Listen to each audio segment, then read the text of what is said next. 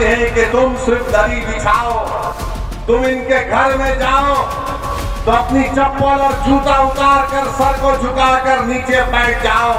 मैं तुमसे कह रहा हूं मेरे भाई, भारत का संविधान सबको बराबरी का हक दिया है। हम ना किसी के सामने झुकेंगे, ना किसी से भीख मांगेंगे। संविधान में जो कि बराबरी मिल चाहिए, इंसाफ होना चाहिए, यही लड़ाई मजलिस इत्तेहादुल मुस्लिमीन लड़ रही है। तो ना ये बात मोदी को पसंद आती है, ना ये बात तेजस्वी यादव को पसंद आती है। और नीतीश कुमार तो माशाल्लाह मैं सुनता हूँ, नहीं मालूम अख्तर भाई सही बोलेंगे, अभी अब शाम के 5 बज रहे हैं तो नीतीश कुमार बोलते नहीं सुबह के 5 बज रहे हैं। नहीं मालूम, ऐसा कुछ सुनने में आया, नहीं मालूम, ऐसा कुछ सुनने में आता है। सच क्या है झूठ क्या है मुझे नहीं मालूम, मगर मेरे भाई, मेरे बुजुर्गों, मेरी सरदार माँ और बहन की दो को भारत के संविधान की धज्जियां उड़ाई गई थी। नहीं बोलेंगे, क्यों नहीं बोलेंगे? बोलेंगे हम कैसे बोलेंगे? अगर हम बोलेंगे तो हमको इनका वोट नहीं मिलेगा, उनका वोट नहीं मिलेगा। अरे बताओ, जब चुनाव आ जाते हैं तो हमारे गली कूचों में, हमारे गांव में, हमारे घर पर आकर हमसे कहते हैं कि सेकुलरिज्म को जिंदा रखने के लिए आप हमको वोट दो। मैं आपसे पूछना चाह रहा हूं मेरे अजीज दोस्तों, मेरी सरदार माँ और बहनों, बताओ अगर नीतीश कुमार का नाम असदुद्दीन ओवैसी होता तो तुम क्या करते? नीतीश कुमार की जगह असदुद्दीन ओवैसी ये काम करता तो इस तमाम के तमाम खड़े हो जाते। ये तमाम के तमाम ये कहते हैं कि अगर ये मर जाए तो कब्रिस्तान में इसको जगह मत दो, मगर उसका नाम नीतीश कुमार है तो तुम अपनी ज़बानें बंद कर बैठते हो।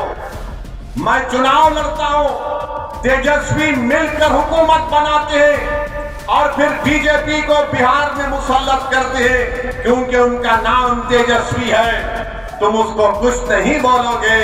अरे मेरे भाई, यही तो हम आपको बताना चाहते हैं, यही इनकी नाइंसाफी है, यही इनका आपसे कोई मोहब्बत नहीं, ये नफरत करते हैं आपसे। इसीलिए हम आपसे अदबन गुजारिश करने आए हैं कि आप इस बार आने वाले में करिए, अपनी लीडरशिप बनाइए। बीजेपी के पास 306 एमपी हैं, एक भी मुस्लिम अक़लियत का एमपी नहीं है। राजद के तो कोई एमपी नहीं है, कांग्रेस में है कितने, एक ही है उनके खाली 50। मगर बताओ फिर आपकी आवाज कौन उठाएगा? कौन आपके हक के लिए लड़ेगा? तुम्हारी मस्जिदों की आवाज उठाएगा? कौन तुम्हारी शरीयत की मदाखलत के खड़ा हो जाएगा? कौन अगर किसी बिल्किस बानो को अगर नाइंसाफी होगी तो कौन उसकी आवाज उठाएगा? कौन सीमांचल की लड़ाई लड़ेगा? याद रखो, सीमांचल की यह लड़ाई अख्तरुल ईमान से हटकर कोई नहीं लड़ सकता। मैं जिम्मेदारी अगर आप मुद्दा तौर अपने वोट इस्तेमाल करेंगे तो अल्लाह ताला यकीनन किशनगंज से मजलिस इत्तेहादुल मुस्लिमीन का उम्मीदवार आपके दुआ और वोटों से यहां से मेंबर ऑफ पार्लियामेंट बनकर इंशाअल्लाह ताला जाएगा। बीजेपी अब खुलकर कह रही है, देश के प्रधानमंत्री तो बड़े तारीफ कर चुके हैं, वो अल्लाह से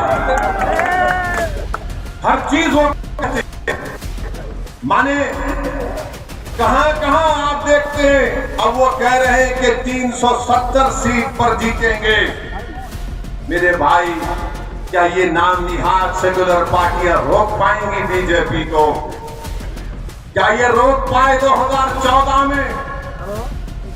मैं जब सवाल करता हूं 2014 में हमने कितने पार्लियामेंट की सीट लड़े? 2 लड़े।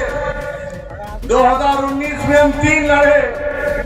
भारत की पार्लियामेंट में 540 लोकसभा की सीटें हैं, मगर हर एक की जबान पर क्या होता? ओवैसी है, ओवैसी खड़ा हो गया। इनको मेरे इलेक्शन लड़ने से ज्यादा इस बात का इनको डर है कि ये आज खड़ा हो रहा है तो कल ये हजारों जिंदाबाद सीमांचल इंसाफ की बात करता है तो इनके पेट में दर्द शुरू हो जाता है। जब अख्तरुल ईमान बिहार की विधानसभा में गरीब और मजलूमों की आवाज बनकर उनके हक की बात करता है तो उनको पेट में दर्द शुरू हो जाता है। तेजस्वी यादव को जरा सोचना चाहिए था कि जब तुमको मजलिस की जरूरत पड़ी तो अख्तरुल ईमान को बुलाया और बोला कि अख्तर भाई हमारा साथ दे दो। तेजस्वी तुमने जो 4 गुलाब जामुन समझकर हमारे विधायक को खा लिया वो हजम कर गए तुम उनको। क्या किया तुमने उन 4 का? कहां मुंह दिखाने के काबिल नहीं रहे वो लोग।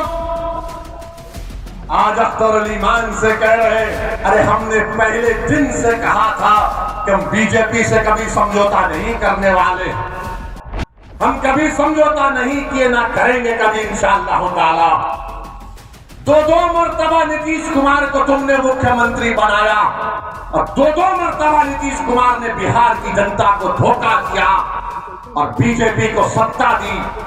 मगर बताओ इनकी जबानें बंद हैं, जबानें बंद हैं, कुछ नहीं कहते।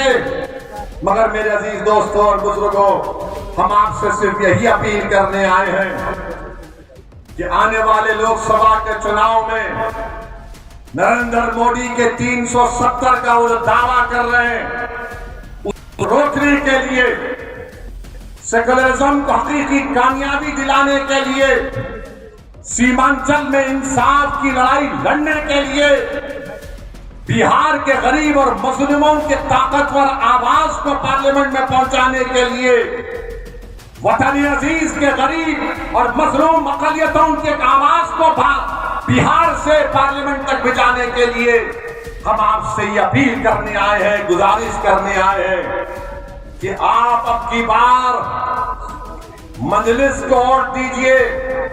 जो लोग सेकुलरिज्म की बात करते हैं वो सिर्फ तुम्हारे वोट लेना चाहते हैं और उसके बाद वो बीजेपी को इख्तियार देना चाहते हैं।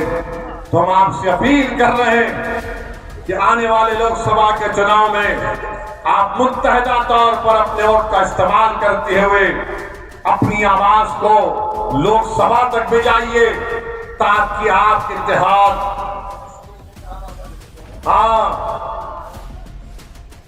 ये जो तेजस्वी यादव है यहीं पर कहा था सीमांचल डेवलपमेंट बोर्ड बनाएंगे, कहा था ना, यही कहा था। हमारी बात को यकीन कर लो। सीमांचल डेवलपमेंट बोर्ड कहां गया? हजम कर गए तुम उसको भी। जब वोट लेना आता है तो सब खड़े होकर झूठी बातें करते हैं। और क्या कहा था तेजस्वी ने कि हैदराबाद से ओवैसी आया, इसको बिरयानी खिलाकर भिजा दो। अरे तेजस्वी तुमको कभी खाने की जरूरत पड़ गई तो हम अपने घर से भिजाने को तैयार। बताओ, मगर तुमने सीमांचल की जनता का खाना छीन लिया, सीमांचल के गरीबों से इंसाफ नहीं किया।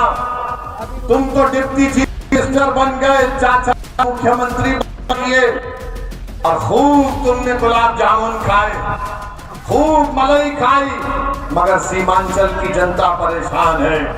तो इसीलिए हम आपसे अपील कर रहे हैं कि आप आने वाले चुनाव में मुत्तहिदा तौर पर मजलिस का साथ कीजिए। हम पिछले बार भी एक ही सीट पर लड़े थे, दूसरी सीट पर नहीं लड़े, तो कई सीटों पर बीजेपी जीत गई। मगर अब की बार इंशाअल्लाह ताला किशनगंज भी लड़ेंगे और भी कई पार्लियामेंट की सीट पर इंशाअल्लाह ताला हम सोच और विचार कर रहे हैं इंशाअल्लाह, क्योंकि हम जान चुके हैं कि तुम भी